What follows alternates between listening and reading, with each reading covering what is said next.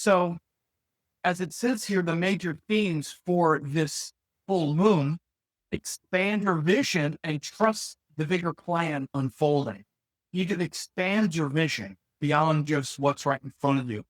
Even the horrors of the world and all that, expand your vision and trust the bigger plan unfolding, which includes things that you've never thought of, that you've not considered, and that you have no control over. These Indian teachings, Vedanta, Sanatana Dharma, which includes things like reincarnation.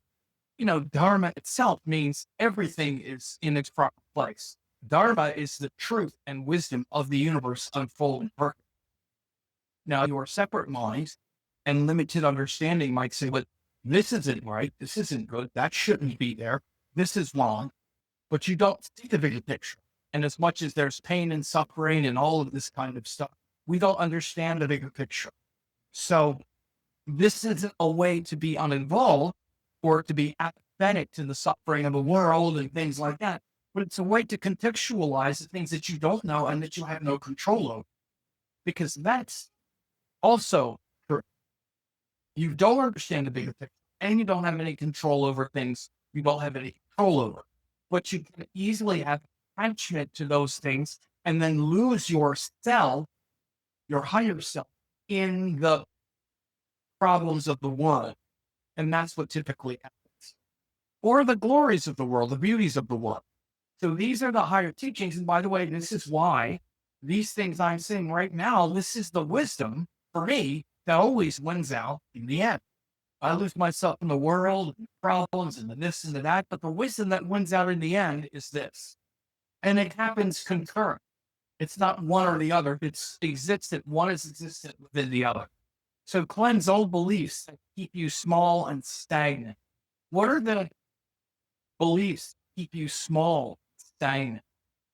Again, and I'm not talking about ones where you're maybe concerned about the world, but even about your own life. These beliefs that, oh yeah, this happened to me and I'm a victim here. This person is wrong. Usually interpersonal, emotional things that are just keeping you stuck and stagnant. Especially in the sky right now. We go back and look at the chart. We see we got this K2 Mars happening right now. In Leo, there's a lot of struggles going on, even interpersonally. Jupiter, Sun in Gemini, a lot of communication themes. Saturn is in Pisces. So there's a lot going on right now. Particularly this K2 Mars, it can be a lot of frustration. Let's put it that way. Personal frustration with others, power struggles. They keep you small and stagnant, don't they? So again, maybe you hear these words and often people feel like I'm being judgmental. But again, I'm not judging. I'm speaking about myself as well. I need it just like you are. So I'm having to do these things also intentionally to not stay small and stagnant and worried and frustrated, right? Cleanse those old beliefs, patterns, and habits. Rely on truths based on practice. Let it wash over those doubts like a tidal wave. Rely on truths that are based on practice. I said it at the beginning. You either have a lot of things that you believe, but you don't practice. You can believe in yoga, believe in meditation, believe it's all true. I believe I'm the spirit. I believe. It changes nothing because the wisdom that wins out in the end is working, practicing. You can believe it all day. It doesn't change anything unless you practice it and you experience that true nature. It doesn't matter if you believe it. This is why you see so much religious hypocrisy and hypocrisy in the new age hypocrisy. Hypocrisy is everywhere. We mistake belief in something for actually doing it or knowing it. Belief isn't knowledge. It's just believing. All right. So again, relying on truths that are based on practice, because that's the only truth there is. The only truth in your life is what you have experienced. Again, that's not a belief. Prove me wrong. The only thing that's true that you actually know is what you have actually lived and experienced. You don't know anything except that's all you actually know. The rest of it you believe. And there's nothing wrong with that.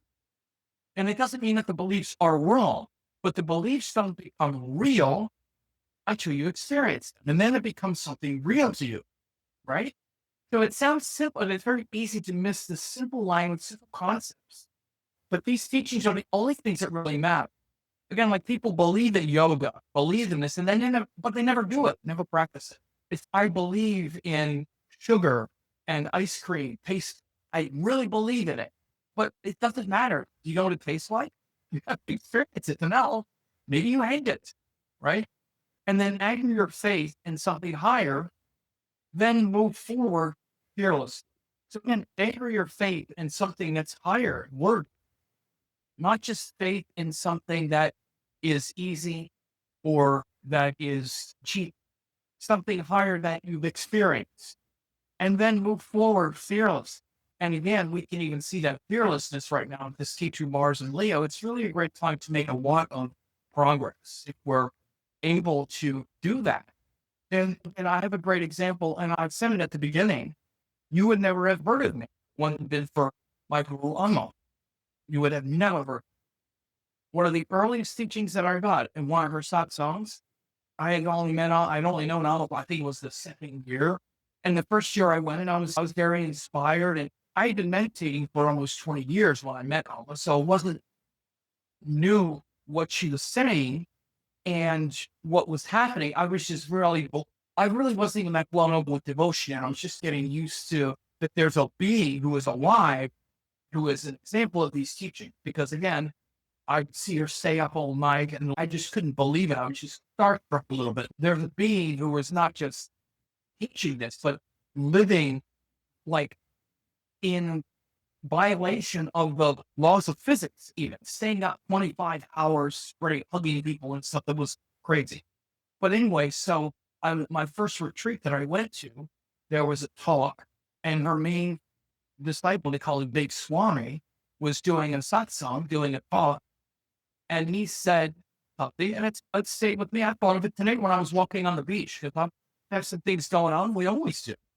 And I forget, like get stuck in the world. And I was walking on the beach today, beautiful day, and I'm like feeling so much gratitude, and I'm like, I feel this gratitude and this love, but then I come back into my mind and I'm stressed and worried about some things that are going on.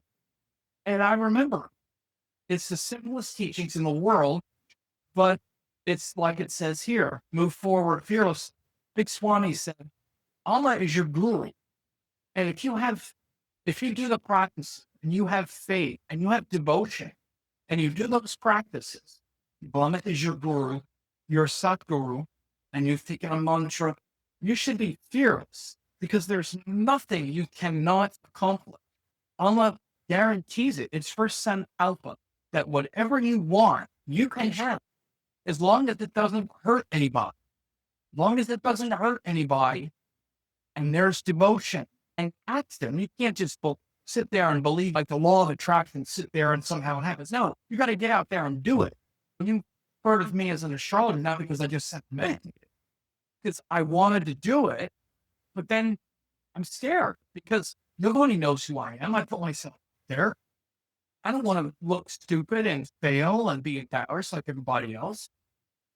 I went through the same thing everybody goes. But it's all right, but how much do I want it? Am I more worried about being embarrassed? Or do I really love this enough to risk it and fearlessly go out and do it? Which one? One or the other is going to win. You're either operating through love or fear. And when there's no Satguru and there's no devotion and there's no wisdom, fear wins out every time.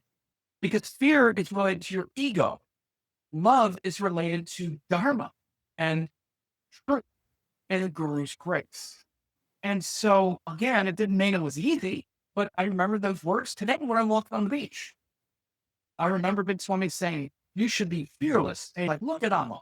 Amma is fearless. She's not afraid of anything. She sits there and she hugs everybody who comes in front of her. People could come up to her with weapons or whatever. She's fearless. She's not afraid of any of it.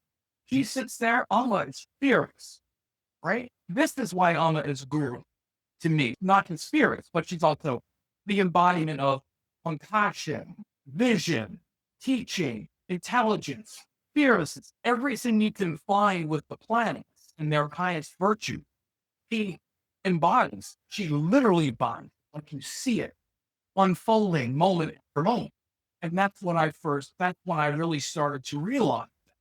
And so the love and devotion to a Sadguru and a true teacher like this, and by the way, I think like this, there really isn't others like Amma. There may be a few other enlightened beings, but these enlightened masters, their ego has dissolved. So when you're in front of them, you're seeing purity, and you don't ever see it in any other situation. So you're seeing the embodiment of Dharma and of the teachings right in front of you. You see a lot of people, but you don't see that type of person embodying all of those virtues, right? So this is why the greatest blessing in life is to find a guru. And again, sometimes, just to be honest, I'm glad I talk about this. So sometimes people call me guru. Guru, I think, look, I teach astrology and it's fine if you want to use the word guru toward me, but I'm not guru in this context. I'm not a Sadguru. I teach astrology. In that context, it works, but guru in this context and of Guru Purnima is reverence for these transcendent teachings that gave me, that's given everyone a glimpse of their godly nature. That's really what's possible. That's who you are. There are beings that embody. You can meet them, and you can, when you do meet them and you actually put their teachings into practice, not just believe in them. Again, I don't want to retread, but again, it's one thing to just believe, it's another thing to do the practices. And big part of the practices is to get out there and do the stuff like I'm saying.